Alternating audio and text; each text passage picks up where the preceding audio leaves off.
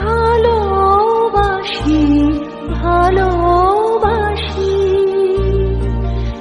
এই সুরে কাছে দূরে জলে স্থলে বাজায় বাজায় বাঁশি ভালোবাসি ভালোবাসি।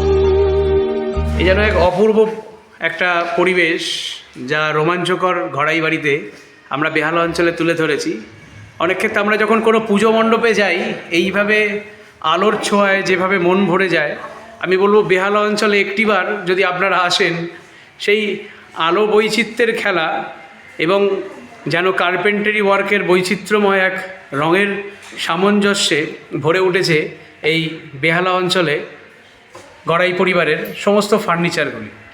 হয়তো 40 সেকেন্ডে সমস্ত ফার্নিচারগুলো দেখিয়ে উঠতে পারছি না, তবুও এক ঝলক করে দেখিয়ে নিচ্ছি এবং বিস্তারিত ভিডিও আমাদের অবশ্যই ইউটিউবে থাকে।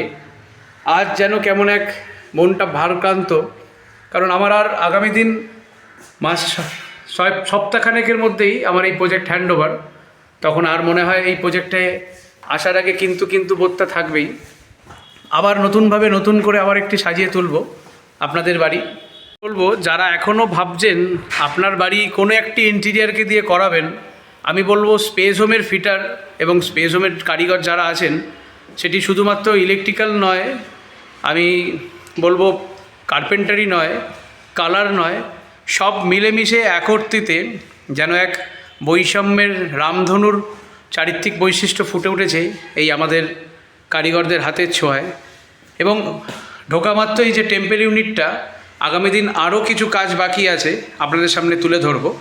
এবং শুধু টেম্পল ইউনিট বলা ভুল, আপনি যখন যেদিকে তাকাবেন সেটি কি শুধু আপনি বলুন আপনার ড্রেসিং ইউনিট, এখনও বেড বাকি আছে, সেগুলো একের পর এক আমি আপনাদের সামনে তুলে ধরব।